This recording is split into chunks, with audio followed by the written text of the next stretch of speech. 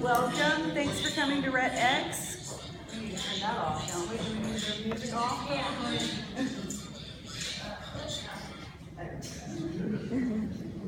Okay, thanks for coming. I see a lot of familiar faces. Those of you who I don't know yet, I'm Susan Mills with the Department of Writing and Language Studies.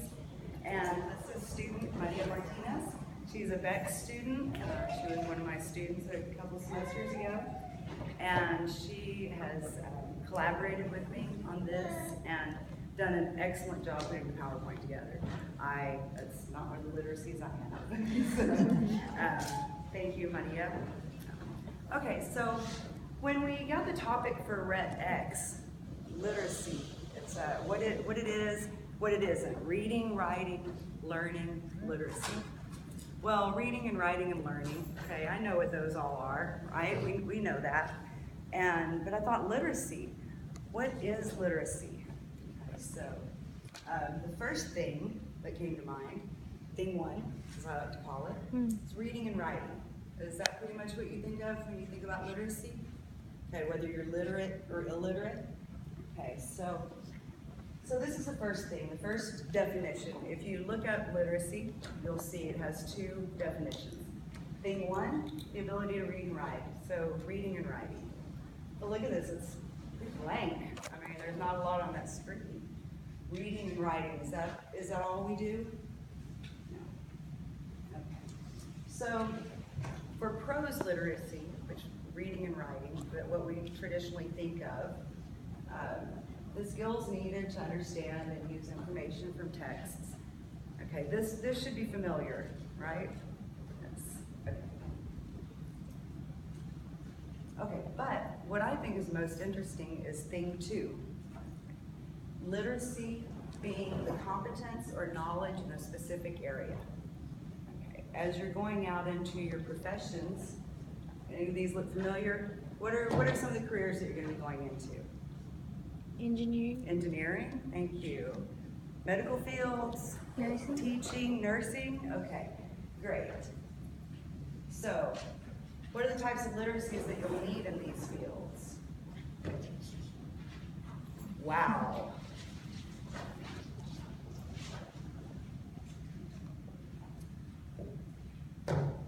So what is literacy? Literacy is a lot of stuff. It's a lot more than just reading and writing. Reading and writing would be basic literacy that you have there. That's when we talk about somebody being literate or illiterate.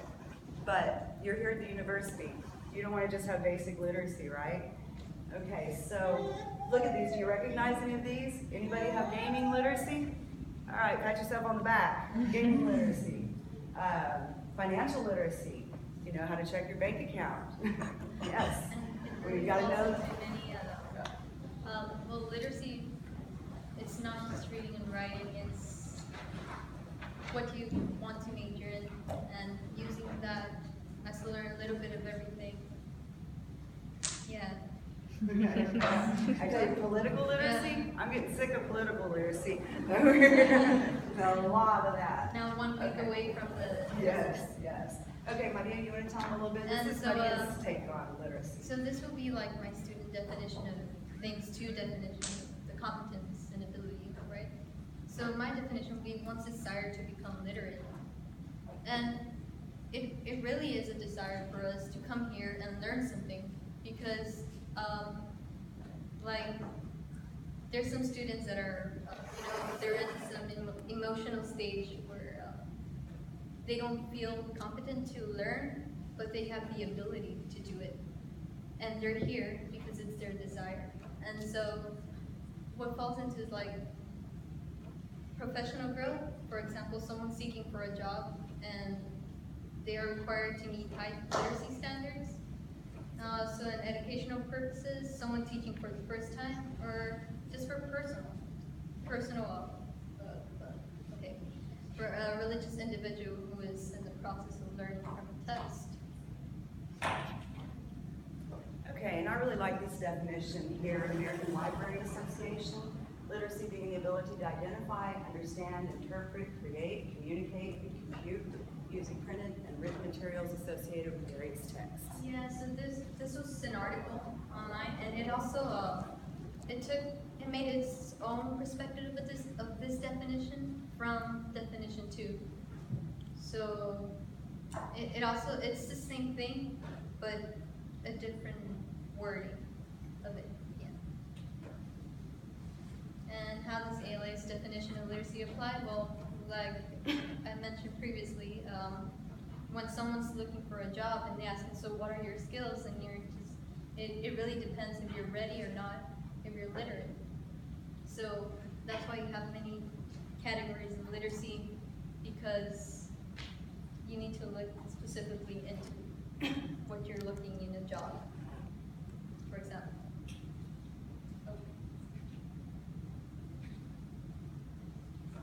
Okay, in 1984, Sylvia Scribner wrote an article in which she's trying to define literacy.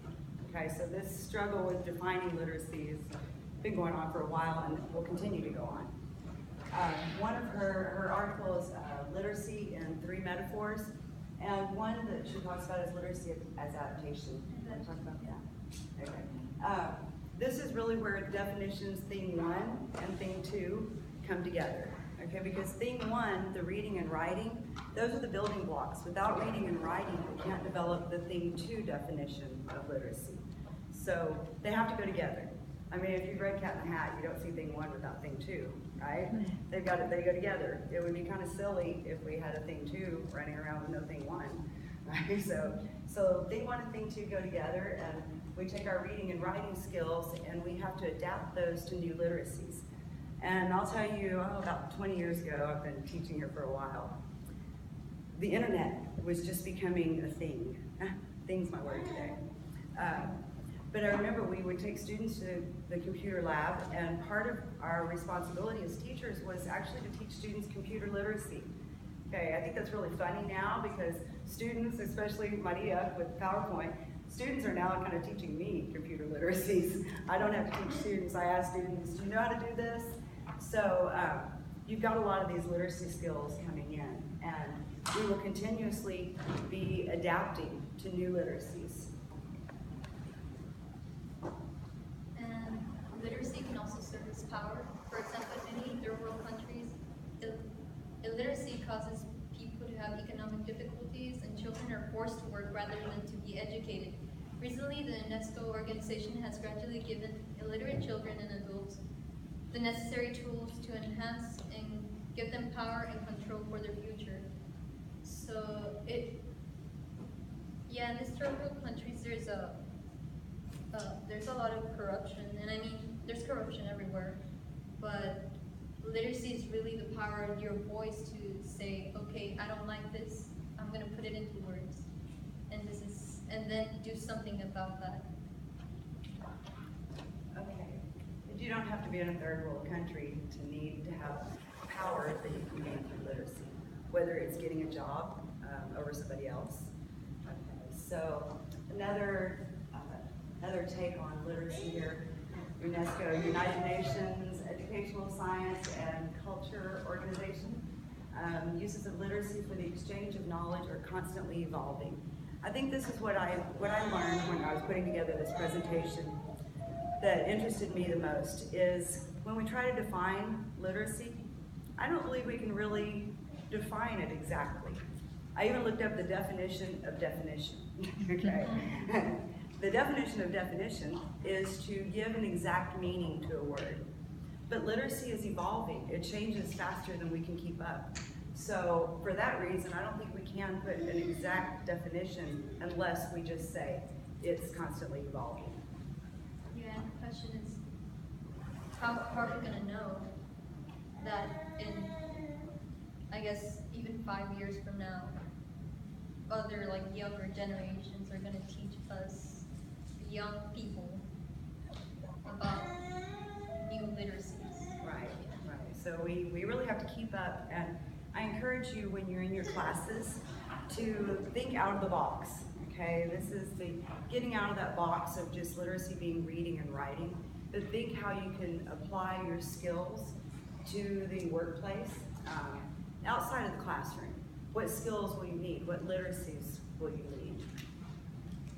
Okay, here at the university there are lots of options for you to literally get out of the classroom where you can apply literacies.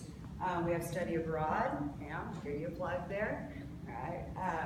Internships, online courses, service learning. I'm going to give myself a plug. I'm doing some service learning courses next semester.